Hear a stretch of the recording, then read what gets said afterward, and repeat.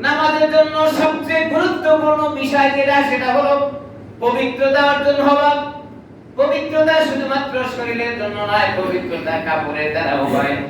আমি যে জামাটা পরে নামাজ আদায় করব, এই জামাটা যদি অন্যায়ের টাকা দিয়া জামা ক্রয় করা হয়ে থাকে, আপনি এই জামা গায়ে দিয়ে নামাজ পড়লে নামাজ হবে না। তাই যে শুধুমাত্র শরীরের পবিত্রতা অর্জন করলেই নামাজ হবে এমন না, শরীরের মধ্যে যা কিছু আছে সবকিছুর পবিত্র হওয়া দরকার।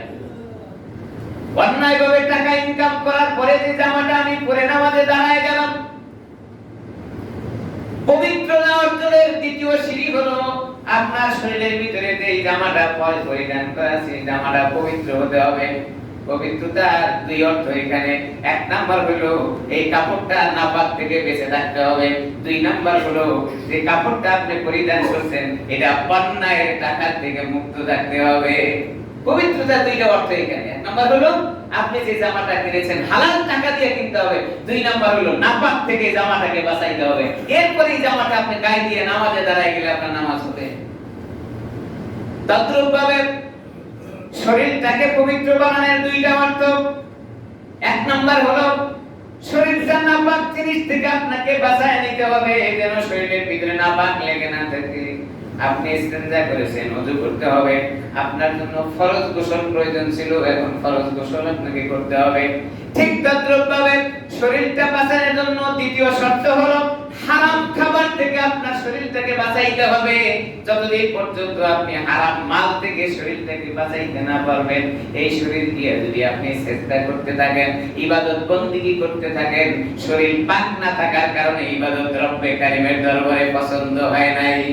চুষে কেমরা পাকেদারি আজহারাম, চুষে কেমরা পাকেদারি আজহারাম, মরদে ইমানদার বাসি ওয়াসসালাম।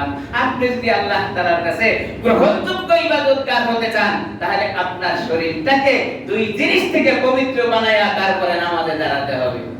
পুরা শরীরটা নাপাক, কবির ভাষায় বলেন তানহামা শুধু দাগ দাগ বাম্বা কুজা কুজা নেহাম। আমার পুরা শরীরটা খায় জর্জরিত, আমি কোথায় ওষুধ লাগাবো আর কোথায় ব্যান্ডেজ করব? পুরা শরীর যদি ঘাও হয়ে যায়, ব্যান্ডেজ করার কোনো জায়গা থাকে না। পুরো শরীরটা যদি নাপাক দিয়ে ভরা থাকে, আপনি এই শরীরটাকে নিয়ে নামাজে দাঁড়ানোর পরে রব্বে কারীম হাসতে থাকেন, বান্দা আমার দরবারে এসে আমার সাথে তামাশা করো। হাজিরা হজ করতে যায়, কয়েক লক্ষ টাকা খরচ করে যখন আবাদত তওয়াব করে, এরপরে সাই করে, এরপরে উমরা করে, এরপরে মিনা মুজদালিফায় গিয়ে যখন অবস্থান করার পরে পাথরগুলো গিয়ে মিনার ময়দানে শয়তান জ্বালাইতে থাকে। শয়তান দুনিয়ার জীবনে জীবিত আছে। শয়তান বলে, আর মানুষ তুমি আমারে ঠেলানোর জন্য মক্কা মদিনায় চলে আসছো লক্ষ টাকা খরচ করে, কিন্তু তুমি কি একবার তোমার জীবনের দিকে তাকিয়ে দেখেছো জীবনে কতগুলো অপরাধ তোমার হয়েছে? যত অপরাধ সবগুলো তুমি নিজে করো, আর মক্কা মদিনায় এসে আমি শয়তানকে ঠেলানোর জন্য পাথর নিয়ে দাঁড়ায় থাকো। শয়তানও হাসে।